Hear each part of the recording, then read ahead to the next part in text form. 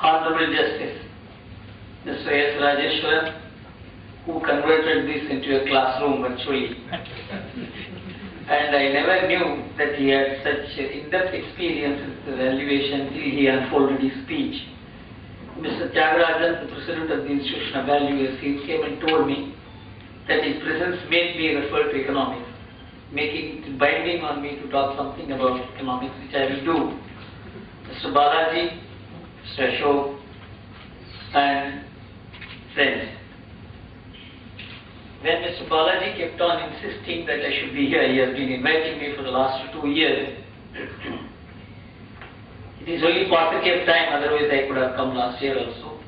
But I am happy this year I am sharing platform with such an eminent personality as Mr. Rajeshwaran, who may make in flight. The most important thing is the higher position that you occupy is demonstrated by the person by his humility. I found that humility in this great man, which I wanted to before this audience, because I don't know whether I will get any other opportunity to acknowledge this great quality in this gentleman. I am happy to be here to share with you my thoughts about valuation. Valuation for all of you is a micro profession, just as chartered accountancy is mine, for the lawyer is law. But it is a microeconomic function with huge macroeconomic consequences. In fact, the idea of valuation has a tremendous impact on varied subjects, right from the personal life of the person whose property is valued, the stakeholders, the shareholders, the creditors, the public, the employees, and even the nation. See, if you look at the idea of valuation, how the metamorphosis that has occurred in the concept of valuation. Up to 15th March 1971 in the world, valuation was a very simple affair. You may ask me what is the significance of this date, 15th August 1971. Up to that date, the exchange rates in the world were fixed. That was the concept of International Monetary Fund. The International Monetary Fund was established on the basis that there must be a proper denominator. For example, if you want to buy a property, you say the property is worth 2 crores. But if a question arises, what is 2 crores worth? The value of the rupee itself. Then the denominator itself becomes a numerator. Without a denominator, you cannot value a thing. Up to 1971, 15th August, the denominator was stable. Afterwards, the denominator itself became unstable because the value of a currency itself was subject to valuation. Till then, the American gold was pledged to fix the value of the American dollar. It was fixed at $35 per ounce of gold. The American Federal Reserve System took the responsibility that any central government in the world could ask for exchange of gold for dollars and dollars for gold from the American Treasury. The American Treasury would honor it. And this worked well and with some difficulty, and finally it became unworkable because you can never fix the value at the rate the government wants the price to be fixed. The $35 per ounce of gold became an unsustainable price because the black market price of gold became bigger, greater and more, and private dealings in gold were taking place at a much higher price. It prompted the England government, the UK government, to tell the Americans, I am giving you this money, give me at $35 per ounce of gold, 3,500 tons of gold. When this demand was made on the American government had no option but to tell the world, hereafter we will not convert gold for dollar and dollar for gold. with the result, the dollar became a floated currency. The dollar itself became a commodity. And all other currencies were fixed in terms of dollars. For example, we had fixed rupee at 3 rupee 12 anna, 3 rupee 75 paisa to a dollar in 1950, which we maintained for 16 years till 1966 when Mrs. Gandhi, when she was the Prime Minister, she devalued the rupee. And it became a very big politically impossible question. It became a huge setback for the Congress party, which almost lost power in 1967, only on this issue. And she refixed the value of the dollar at 6 rupees 68 paisa, 66 paisa. And finally now we kept on revising, in the year 1991, we partially made our currency convertible. We made it even more convertible except on capital account today, and we are more or less market determined. The value of the dollar today in terms of rupees is about 45, and it keeps on changing every day. So the value of the rupee, which is supposed to value the property, goods, services, that itself is subject to fluctuation. So you can understand, the concept of valuation underwent a massive change in the year 1971 at the global level, and it has gone an equally important change in 1991 and keeps changing every year. And this is the complexity which has got into the concept of valuation. Actually, valuation I would divide into 4 parts. Valuation is the concept of arriving at the price of a commodity or an asset in terms of a particular currency. This is a normal function which is known from time immemorial. The second thing is arriving at the value of your currency today with reference to the value of that currency 10 years back. For example, if a property could be bought at 1 lakh rupee 10 years back, today it would mean the property is 25 lakhs, let us assume. It is not that the property value has gone up, the rupee value has gone down. This is the mean. This is called inflation accounting.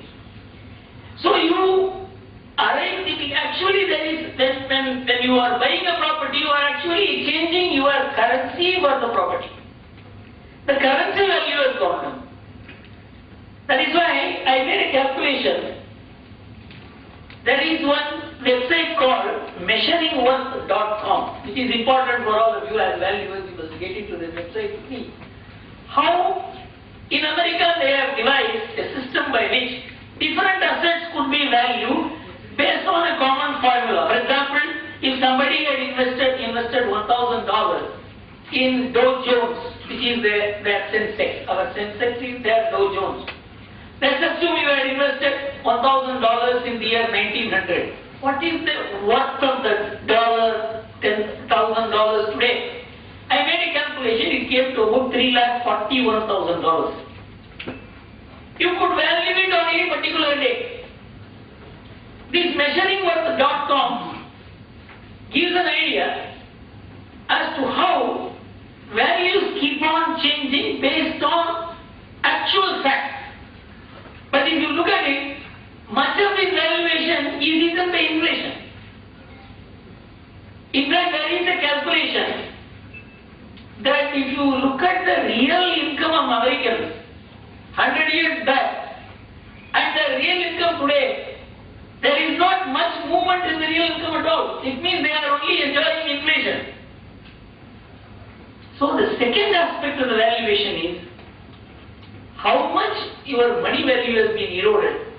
And you must always keep that in mind. I am emphasizing this concept because this mark to market is a very antithetic principle to inflation accounting. I will come to it later, that is why I am emphasizing this part.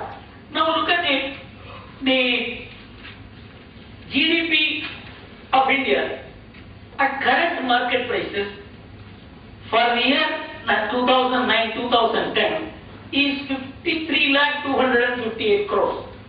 This is the, as per the current market value of goods or services or whatever it is. But at constant prices, which is at the value of the rupee obtaining in the year 2000, 10 years back, it is 87,000 crores. Which means 12 lakh crores is represented to inflation. Nearly 30% of the growth achieved this year is inflationary growth as compared to 2000. In 10 years, the rupee has lost 30% value, and that is why we don't compute GDP with reference to the current market prices. We value the GDP. Actually, we compute, we value. We account for the GDP in terms of the rupee value in the year 2000. So valuation also implies to know the real value of the goods or services, to know the real value of the property, to know the real value of the earnings of the country as a whole, to know the real wages. You don't take the current rupee value, you go back to the inflationary base, that is the year 2000 today. This is important because one of the subjects which you are going to discuss now, as I see, is IFRS, its significance or value. This I intend dealing with it, and that is why I am emphasizing this aspect. The inflation accounting is a very important part of macroeconomic valuation. The third aspect is, as I had said, the currency itself is traded as a commodity today. Currency A is currency B, dollar versus rupee, rupee versus Swiss franc. This denominator itself becoming a numerator, this has opened the possibility of what is known as derivatives or futures trading, options trading, which was non-existent in 1971. This started in a small scale in the year 1977. The daily turnover of what is known as this derivatives market, options futures market, was about $1 billion every day in 1977. Today, the American Federal Reserve System itself records that the daily American Federal Reserve System alone, it records that the daily turnover of options, futures and derivatives is about $3 trillion. So from $1 billion, it has come to $3 trillion every day. And what is the consequence of it? I will deal with it later. And how it has made the whole idea of valuation complex.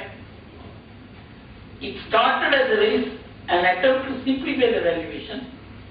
It has become the most complex formula today, and it has resulted in the collapse of the economic system itself. If there is any one dynamite which blew the economic system, financial system, it is the derivatives. Demand for oil had almost remained the same in 2008 as compared to 2007. In 2007, the oil demand was 86 million barrels per day, 86. In 2008, it had become 87 million barrels per day, almost the same. It is not even 1%, it is less than 1%. But the prices have gone up by 3 times. How did it happen? The American Senate reports